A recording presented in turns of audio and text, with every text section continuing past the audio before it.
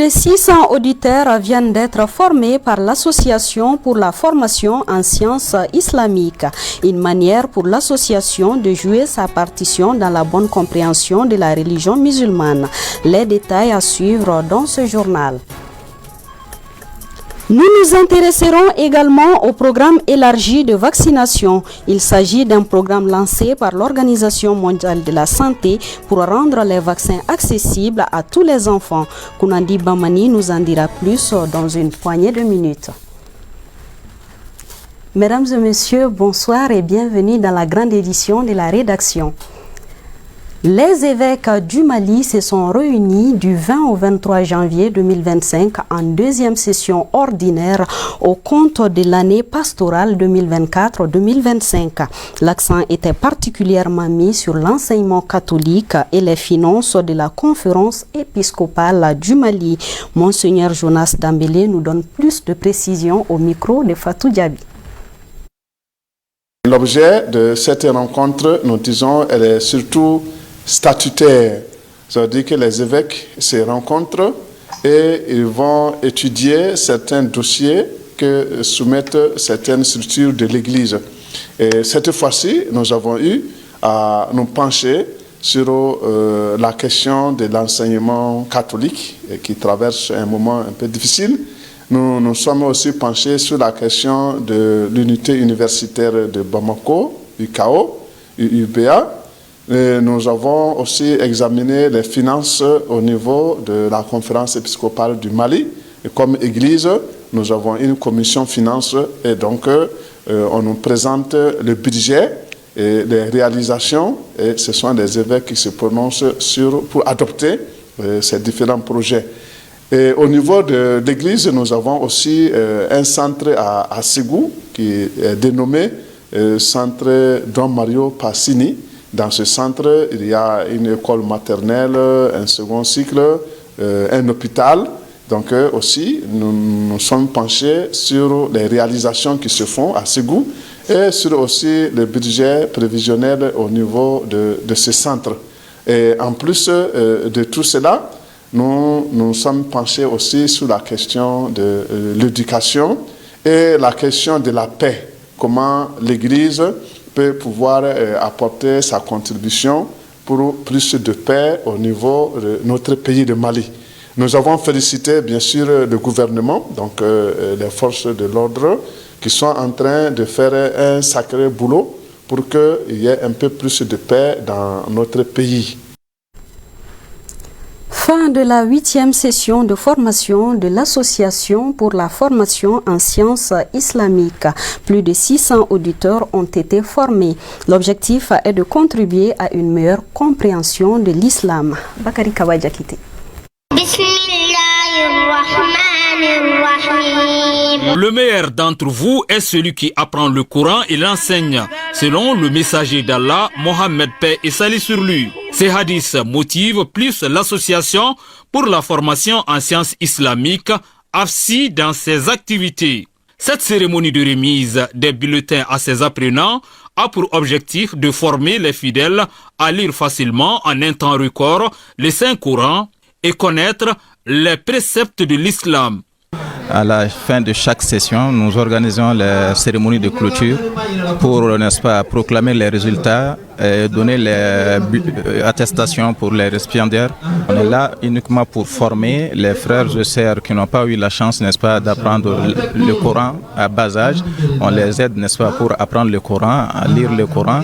Parmi les 1370 auditeurs du centre, ils sont 660 récipiendaires de différents niveaux. J'avais déjà un petit niveau, donc je suis allée directement au niveau 2. J'ai commencé à lire le Coran petit à petit, niveau 3 jusqu'au niveau 5. Je peux dire que vraiment, ça a été un ressenti très très énorme pour moi. Lire le Coran vraiment a rempli beaucoup de joie et de paix. Je fais le niveau 5 cette année, machallah, et je compte enchaîner toujours. Je suis très très content. Et lire le Coran, c'est une bénédiction. À cette cérémonie de clôture, les apprenants ont effectué des lectures du Coran. La proclamation des résultats a rehaussé l'éclat de la cérémonie. Le tout couronné par la remise des attestations de reconnaissance. Les membres de l'association ont aussi exprimé leur volonté d'intensifier de pareilles formations en vue de vulgariser la meilleure pratique de la religion musulmane dans la communauté. Un mot de santé pour parler du programme élargi de vaccination.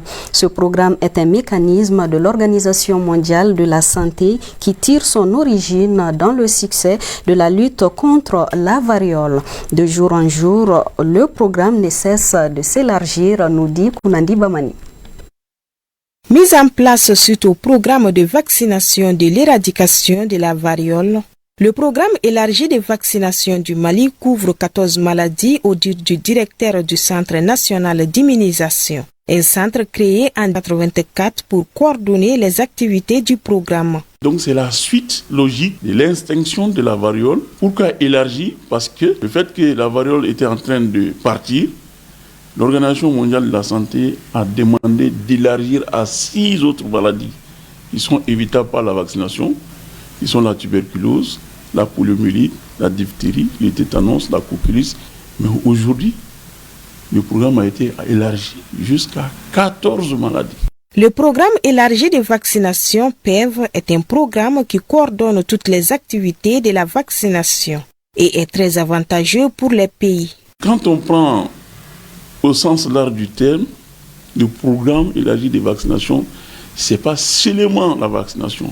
La vaccination fait partie, mais tout ce qui est comme activité qui est planifiée et qui concourt à cette vaccination, on appelle ça, en tout cas, le programme élargi de vaccination. Donc, ça contribue effectivement à la réduction de la mortalité infantile et infanto-juvénile. Et du coup, il est avéré que cette vaccination, si elle a été bien conduite, ça permet effectivement de contribuer à l'atteinte des objectifs de développement durable de 40%.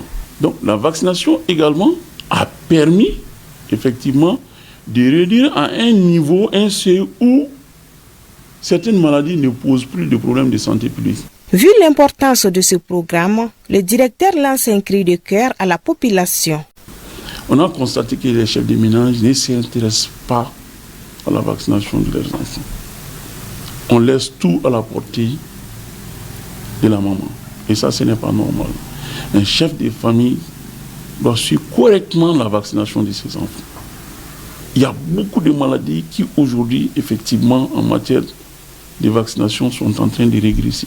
Donc nous devons faire en sorte que nos vaccinations systématiques soient menées de façon régulière. Si l'enfant naît, à chaque moment, il doit répondre à un rendez-vous pour suivre sa vaccination jusqu'à terminer, rendre complète sa vaccination. Et c'est ce qui permet de le protéger. Il y a beaucoup de vaccins qu'on est en train d'introduire. Nous avons introduit tout récemment le vaccin contre le papillomavirus humain qui cause le cancer du col de l'utérus. Le premier album de l'artiste musicien Seiba Kanouté sera mis en vente à partir de ce 25 janvier. La nouvelle a été annoncée lors d'une conférence de presse. L'album dénommé Sia est composé de 17 titres. Plus de détails avec Suzanne Traoré.